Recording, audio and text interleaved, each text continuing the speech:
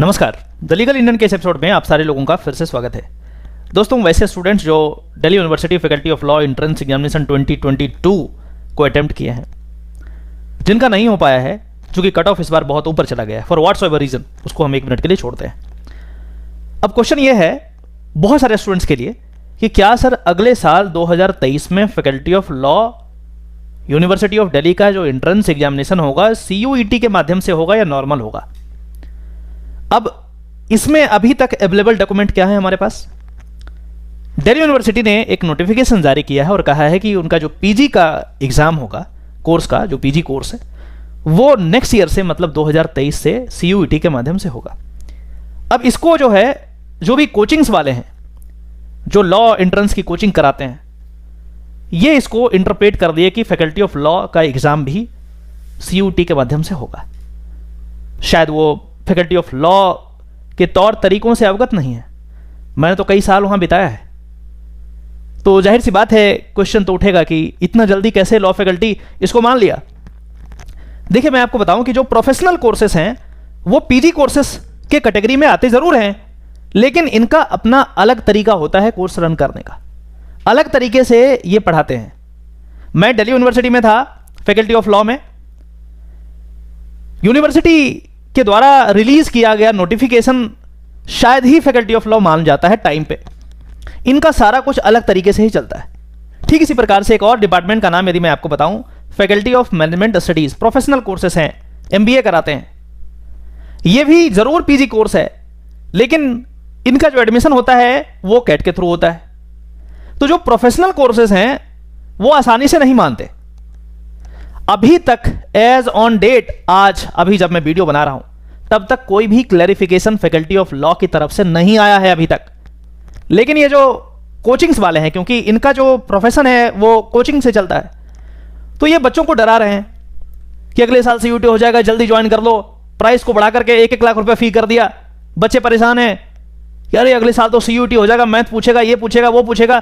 Coaching वाले ऐसे courses release कर दिए, लॉन्च कर दिए, जल्दी आ जाओ, अदरवाइज लेट हो जाएगा, ये हो जाएगा। अरे भाई, बेवकूफ बना रहे हैं ये लोग, मैं रिपीट कर रहा हूं, ये लोग बेवकूफ बना रहे हैं। जब तक लॉ फैकल्टी खुद से ये क्लैरिफाई नहीं कर देता। अभी वीडियो बनाने से जस्ट पहले मेरी एक प्रोफेसर साहब से बात हुई। मैंने पूछा, सर बहुत सारे स्टूडेंट्स क्वेरी कर रहे हैं, क्या करना है, क्या कुछ आया है, कुछ है आपको आइडिया? अभी तक कोई आइडिया नहीं है। अभी तक ये श्योर नहीं है फैकल्टी ऑफ लॉ के रेस्पेक्ट में मैं बात कर रहा हूं।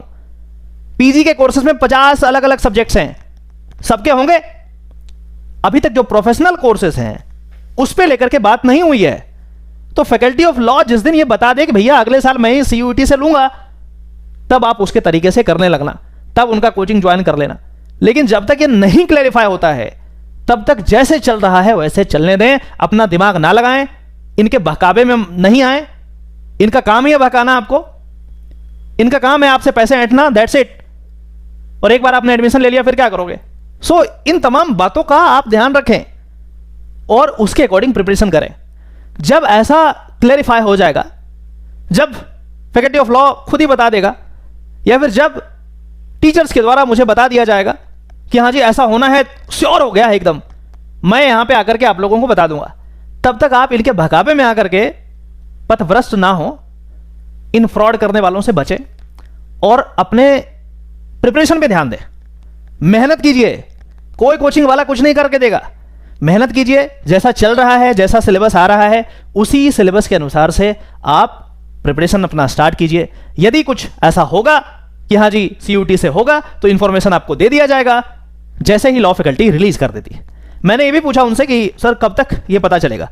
तो अभी तो सब एडमिशन में बिजी हैं, एडमिशन खत्म हो जाएगा तो फिर एग्जामिनेशन है 1st, 2nd, 3rd सेमेस्टर वालों का, और ये पूरा जनवरी तक चलेगा क्या एग्जाम?